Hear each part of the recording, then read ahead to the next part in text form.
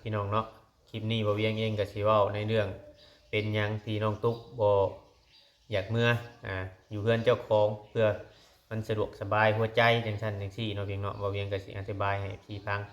หนึ่งเนาะเพียงเนาะก็คือว่าทางน้องตุ๊กนี่ถ้าเมื่ออยู่เพื่อนหันบางเทื่อพ่อไปตัดอ้อยแม่ไปตัดอ้อยพ่อใหม่ใหม่ๆครับพ่ออันพ่อเรานะพ่อจอยกับแม่ใหม่เราไปตัดอ้อยหรือว่าพัวเรานี่ไปเฮ็ดงานแต่มื้อนี้พัวเราก็ไปเฮ็ดงานอยู่แล้วพี่น้อง มันก็ไกลน้ำไกลยังโมมีน้ำโมมีไฟจังชั้นจังซี่เห็นไหมพี่น้องมันโมมีคนเบิงอันนี้ยังว่ามาอยู่อ่าบ้านปูอยู่ใกล้ปูใกล้ยาแบบว่าสมมติว่าเป็นหันเป็นนี้ก็ยังเอิ้นใช้ปูยาแบบนี้นะพอได้เลนมาอันนี้แหละพี่น้องเฮาก็อยากให้ FC เข้าใจเนาะพี่เนาะคือทั้งพ่อจอยกับพ่อจักกว่าสิมาอยู่กับลูกฮอดมือใดพี่น้องเนาะผู้รักผู้ใหญ่เพิ่นก็สิช่วยก็ กึ่งกับเรานี่พี่น้องเลยเบิ่งเรายังบ่เป็นตุกเป็นตักขนาดพี่น้องเนาะในคลิปนี้ก็นี่แหละบ่เวียงชี้แจงให้ FC แยะเนาะระหว่างสิ่งที่มันพลาดเนาะพี่น้องคอมเมนต์ก็โอ้ตอบคอมเมนต์ไปหลายอย่างนะจนมันหลายโพดก็จนบ่ได้ตอบพี่น้องเนาะเรื่องของน้องตุ๊กเพิ่นนี่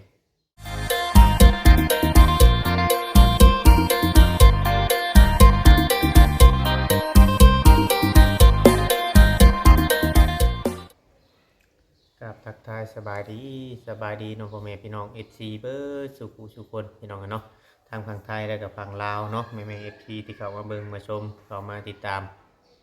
คอยกดไลค์กดแชร์พี่น้องกันเนาะทุกคลิปพี่น้องเลยในช่อง YouTube ของวาวิงใจใจเกินร้อยเนาะมื้อนี้วาวิงเองก็บ่ได้ออกไปข้างนอกมื้อนี้พี่น้องอยู่บ้านอยู่เพื่อนเนาะก็เลยนั่งเฮ็ดคลิปให้พ่อแม่พี่น้อง FC ในตามคอมเมนต์เนาะเพียงเนาะตามคอมเมนต์ต่างๆนะในเรื่องราวของน้องตุ๊กเนาะเพียงเนาะในเรื่องราวของน้องตุ๊กนี่แหละ FC เพิ่นก็คอมเมนต์กันเข้ามาหลายพี่น้องว่าเป็นหยังน้องตุ๊กคือบ่เมื่ออยู่เพื่อนว่าเนาะพี่น้องเนาะอันนี้บ่เวียงก็สิได้ตอบคำถาม FC เนาะในคลิปนี้ก็คือว่าทางน้องตุ๊กนี่อยู่บ้านปูบ้านยาเพราะว่ามันมีฟืนมีไฟแล้วก็ไปอยู่พุ่นแบบบ่มีไฟเนาะไปอยู่บ้านอยู่เพื่อนเราบ่มีไฟแล้วก็บ่มีน้ำแล้วก็ได้ยินผัวเราว่าเราอยากไปเฮ็ดงานเนาะแต่ว่าถ้าว่าอยู่พุ่นบัดสมมุติว่าบัดผัวไปเฮ็ดงานนี่ก็มันสิยากมันสิยากเลยก็เลยอยู่น้ำปูญาเนาะอยู่น้ำปูญาอยู่พี่มันมีน้ำมีหยังเพราะว่าปกติก็สมมุติว่าในตอนนั้นเขาเจ้าไปก็เอาน้ำเอาหยังมาอยู่พี่นะพี่น้องเอาน้ำเอาหยังอยู่น้ำเพื่อนปูเพื่อนยานี่เนาะใส่น้ำใส่หยังใส่อยู่เพื่อนปูเพื่อนยาพี่แต่FCถามกันเข้ามาเนาะแล้วก็ในตอนนั้นน่ะเพื่อนเขาต้องเตะต้องยังผู้เพิ่นเคยติดตามคลิปนะคือว่ามีน้ำบรงบาลานเพิ่นว่าเนาะแต่ก่อนนะมีพี่น้องกันเนาะแต่ก่อนนะมีแต่มีทางผู้รักผู้ใหญ่เป็นชื่อไฟโซลาเซลล์ให้เนาะแต่เป็นชื่อไดน้ำให้เขาเจ้าเอาลงบัดเขาเอาไดน้ำลงโบบาลานน้ำบาลานนะวันนี้ถือผ้าเนาะถือผ้าได้ก็เลยบริไซพี่น้องเนาะเลยบริไซเขาเจ้าคุดบัดนี้เขาคุดเป็นน้ำสางเขาคุดเป็นน้ำสางลงแต่มันสิใช่ไรแต่ย่ามโพดย่ามนี่มันใช่บ่ได้เพราะว่าคุดลงไปเลิกปันไดได้พี่น้องคุดลงไม่ได้เลิกปันไดใช่เป็นแต่ย่ามโพดตัวนี้น่ะบ่มีน้ำแต่ไฟกับบ่มีแต่โซลาร์เซลล์น้อยที่ว่าตาจอยใช้อยู่กับเมียฮะแล้วก็บ่ได้มีแบบว่า FC ที่ว่านั่นเพราะว่าทางหลายๆคนเนาะเพิ่นก็บ่ค่อยมักในทางครอบครัวของน้องไซเขาทางปู่ทางย่าวันนี้เพิ่นก็เลยบ่อยากซอยก็คือทีมงานเฮานี่ก็เข้าไปชดช่วยในเพิ่นนี่ก็มันแบบว่ามันบ่มีผู้รักผู้ใหญ่ที่ว่าจะค้ำนะพี่น้องเนาะที่ว่าจะค้ำว่าให้เอาน้องมาอยู่เฮือนอยู่หยังได้จังสิซื้อนู่นซื้อนั่นซื้อนี่ให้นะมันก็เลยเฮาเลยเอาเมื่อบ่ได้มันก็มีแต่ว่าให้ปู่ย่าอยู่นำบ้านปู่บ้านย่าเพิ่นเฮาสิแบบว่าก้าวกายกับชีวิตของซุเพิ่นหลายก็บ่ได้พี่น้องเนาะมันคือว่าให้ซุเพิ่นดูแลโตซุเพิ่นเองนำนะพี่น้องมันก็เป็นบางสิ่งบางอย่างที่ซุมเฮาได้สดช่วยไปก็ถือว่าหลายเติบ ทางทีมงานเฮาหลายคนเข้าไปช่วยตอนอยู่ห้องหมอนี่ก็ค่านั่นค่านี่เนาะพี่น้องเนาะค่ากินค่าอยู่ค่าเลือดค่ากินค่าอยู่ถือว่าหลายเติบแล้วถือว่าช่วยทางนั้นน้องตุกนี่ถ้าบ่มีทางผู้หลักผู้ใหญ่เพิ่นยื่นมือเข้ามาช่วยเนี่ยโอ้ยจักสิว่าแนวใดพี่น้องเนาะคือเว้าเนี่ยมันยังก็แพงใช้จ่ายนู่นนั่นนี่นะแพงเบิดพี่น้องอยากจังว่าอยากให้ FC นี่เข้าใจไปนำว่ามันลำบากใจเพิ่นว่าเนาะก็แม่นความเพิ่นอยู่แม่นความ FC เนาะเพราะว่าแต่ว่าเฮาอยู่หันแต่อยู่บ้านปู่บ้านย่าน่ะ FC ผู้เพิ่นติดตามผู้เพิ่นอยากเบิ่งเนาะเบิ่งชีวิตของน้องตุ๊กที่เลี้ยงลูกเป็นแบบไรบัดยูทูบเบอร์เข้าไปถ่ายมันบางเทื่อบางทีมันก็บ่อยากสะดวกนะบ่สะดวกในการถ่ายคลิปมันอย่างชั้นจังซี่นึงมาก็มันหลายคนบัดเขาเจ้าบ่ค่อยอันนั้นปานใดกับการถ่ายคลิปเนาะก็เลย FC หลายคอมเมนต์ว่าอยากให้เมื่ออยู่เพื่อนตัวเองอันนี้แหละมันก็เฮาก็สิบักแวนนั่นนี่ได้ก็บ่ได้เพราะว่าคือทางตาจอยนี่ก็จักเราสิอยู่นำลูกฮอดมื้อใดหั่นนะทางเมียทางหยังเราในบางเทื่อบางทีนี่อาจจะอยู่พี่บ่อยากไล่คนสิไปตลอดหากินไปตลอดนะคือว่าเวียงเคยถามเคยเว้าเคยถามนั่นแหละทางผู้ใหญ่เพิ่นก็เบิ่งพิจารณาเนาะก็จักเราสิเอาแนวใดเพิ่นว่าเนาะเพิ่นช่วยนี่เพิ่นบ่แม่นว่าเพิ่นว่าช่วยเทื่อนึงเทื่อเดียวเด้ช่วยทั้งครอบครัวเรานะก็ช่วยมาตลอดนะเว้าง่ายๆว่าพื้นโตยากพี่น้องเนาะมันก็เลยเขาเจ้าบ่มีอันจุดยืนเป็นของตัวเองนะยังดีได้ลูกเพิ่น2คนยังว่าได้ไปเรียนอยู่ไทยเนาะพี่เนาะได้ไปเรียนอยู่ไทยได้ไปเรียนอยู่น้ำญาติเพิ่นอยู่ทางจังหวัดอุบลพุ่นมันก็ถือว่าเป็นการดีต่อเล็กน้อย2คนนะพี่น้องเนาะน้องมิกกับน้องติ๊กก็สิดีคือน้องตุ๊กนี่แหละบ่ได้จักหยังน้องตุ๊กน้องเตนี่บ่ได้จักหยังทางแจ้งชื่อบ่ได้เป็นก็อยู่ไปแบบลมๆแดงๆนั่นแหละคือFC ไว้ทำมันคือบ่พากันทำมันให้น้องตุ๊กโลดจังซั่นจังซี่อันตัวนี้เฮาก็บ่ได้ก้าวกายกับเพิ่นๆอีกพี่น้องเนาะเรื่องการเฮ็ดมันเฮ็ดหยังนี่ก็มันเป็นชีวิตของเพิ่นเฮาสินั่นไหนก็บ่ได้อีกมีแต่ช่วยเป็นบางสิ่งบางอย่างช่วยไล่ซ้ำที่เฮาช่วยได้แล้วก็ถ่ายคลิปให้พ่อแม่พี่น้องเบิ่งผู้รักผู้ใหญ่เพิ่นให้เฮาเป็นสะพานบุญให้ก็คือว่าเฮาก็เป็นสะพานบุญให้เนาะบ่ได้ตีได้ว่าหยังดอกพี่น้องเนาะมีแต่ว่าทำตามหน้าที่แล้วก็ทำคลิปออกมาให้พ่อแม่พี่น้องได้เบิ่งได้ชมให้เบิ่งชมนำกันมีก็มีผู้ติแล้วก็มีผู้อันนั้นนี่ผู้สงสารน้องตุ๊กกับลูกนี่ก็หลายพี่น้องเนาะมีผู้สงสารน้องตุ๊กกับลูกนี่ก็หลายเพราะว่า FC เพิ่นก็เบิ่งอยู่แล้วว่าบางเทื่อก็เพิ่นคิดว่าการเว้าการจาเนาะปู่ย่าแล้วก็นู่นนั่นนี่แหละพี่น้องเพิ่นก็เบิ่งสังเกตเบิ่งแหละแต่เขาเจ้าเคยอยู่แบบชั้นแหละพี่น้องเนาะเขาเจ้าเคยอยู่แบบชั้นแหละคือน้องตุ๊กนี่ก็ เคยอยู่แบบชั้นตั้งแต่เกิดมาอยู่ในใหญ่มาแบบนั้นแล้วก็มันสิให้คิดเป็นความคิดแบบอันนั้นแบบให้มันใหญ่กว่าหันนะยากพี่น้องเนาะ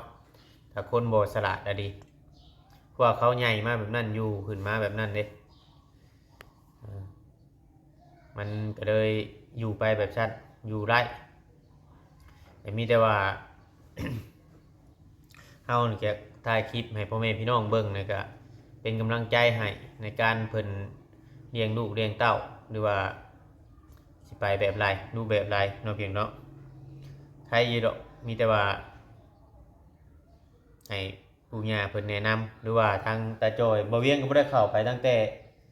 มื้อนั้นเนาะจักเพิ่นแนวใดเพิ่นสิอยู่นำลูกฮอดเดือนบุตาจอยก็ยันเว้าไว้ซื่อนะบางเทื่อบางทีเนาะนี่เฮาก็เบิ่งไปเรื่อยๆเบิ่งไปเรื่อยๆพี่น้องเนาะคือผู้ใหญ่เพิ่นบอกเนี่ยคือว่าเวียงบอกเนี่ยถ้าว่าเราอ่าฟังความหรือว่าเราฟังที่ว่าเฮาแนะนำเรานู่นนั่นนี่นี่เบิ่งเนาะเบิ่งเรานู่นนั่นนี่นี่เบิ่งลูกเบิ่งหยังอยู่น้ำลูกถ้าว่าอ่าบ่ไปหาเฮ็ดงานอยู่บ่อนอื่นเนาะเพราะว่าตอนนี้น่ะผู้ใหญ่เพิ่นพิจารณาอยู่บางที่อาจจะได้อาจจะได้สิ่งของที่บ่เวียงเคยถ่ายไปเนี่ยดินคืนหรือว่า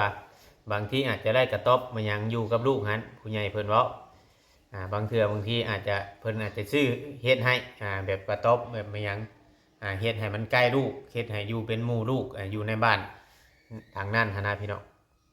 เพราะว่าบางเทื่อบางทีเพิ่นก็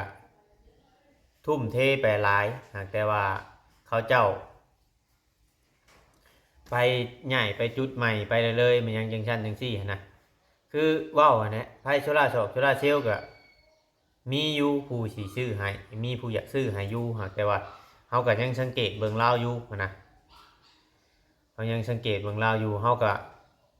บ่กล้าฮ้อนรับปากว่าจะอยากจะซื้อไปให้เพราะว่าบางเทื่อบางทีซื้อให้แล้วบางเทื่อเราเอาไปใช้อยู่ทางอื่นหั้นนะจุดประสงค์ของผู้รักผู้ใหญ่เพิ่นนี่ถ้าอยู่กับลูกถ้าอยู่กับลูกถ้าว่าบ่อยากนอนอยู่เฮือนหลังนั้นหรือว่าอยากอยู่กับต๊อบนะพระผู้ใหญ่เพิ่นว่าจากนั่นอยู่แต่ว่าเฮาสังเกตเบิ่งเล่าหั่นบ่ทรงแบบว่าสิอยู่โดนนะบ่ทรงสิว่าอยู่นำลูกโดนนะเฮาเว้านะโดยอยู่คือตั้งกระจอยกันแต่ว่าเฮามาไต่ตองเบิ่งแล้วคือทางเมียเราเว้ากับคำบ่ไปหาก็บ่มีกินเนาะพี่น้องคำบ่ไปหาก็บ่มีกินก็เลยยันสิอยู่น้ำลูกบ่ลนดอกทำเราที่ว่าเวียงสังเกตเบิ่งมีแต่ว่าเอากับพังเบิ่งให้ได้พี่น้องเลยเนาะก็แยกออกคือทางปู่ทางย่าเพิ่นกับอีโรของเพิ่นเป็นแบบชะสิในอะไรมันผิดมันไปแล้วก็คือว่าผิดไปน้องตุ๊กก็ไปตามศรัทธาอันนั้นของเราเนี่ยพี่น้องเลยเนาะมีแต่ว่าพังเบิ่งอีกประมาณ 3-4 มื้อตอนเพิ่นเว้านั่นน่ะเพิ่นสิเฮ็ดออกไผเฮ็ดผูกแขนนะต้นรับบ่แม่นออกไผจักเพิ่นอยู่พื้นอยู่ภายตามเฮาเบิ่งคลิปในเว้าคลิปเว้าดีก็คือว่าบ่ได้อันอยู่เพื่ออยู่ภายอยู่หยังคือว่าลงไปอยู่กระต๊อบ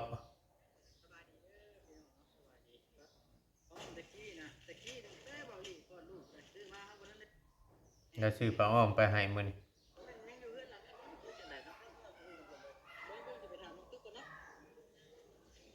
ถูกน้องตุ๊กลงไปอยู่กระท่อมตัวน้อยครับลงไปอยู่กระท่อมตัวน้อยฮะพี่น้องว่าเป็นบางทีก็มันมีผลดีบ่นเขาบ่ต้องเทปุ๋นอ้าวน้องตุ๊กโอ้ได้บ่นอนคักแล้วอุ่นแล้วจังซี่ฮะฮะหนาวบ่บ่หนาวดอกเป็นเป็นแล้วบ่นี่เป็นแล้ว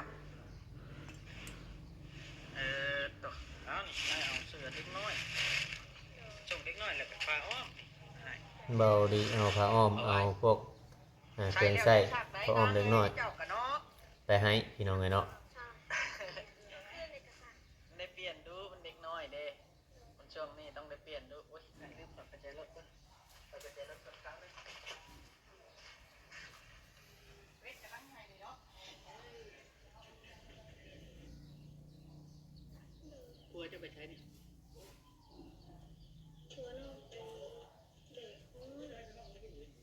เออ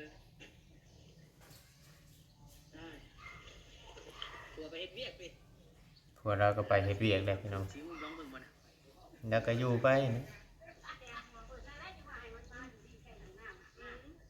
ถักแล้วมันอยู่ที่มันอุ่น เมื่อวานนี่ก็นางเนาะเข้าไปเมื่อวานนี่พี่น้อง จักแพงลูกด้วยกันเพิ่นว่าจะไปหางานเฮ็ด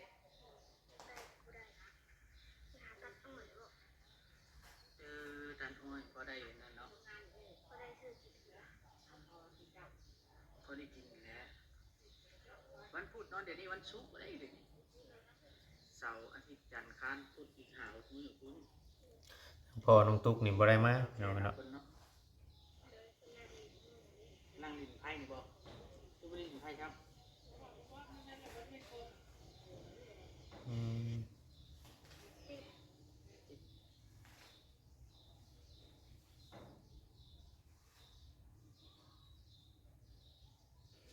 สบายดี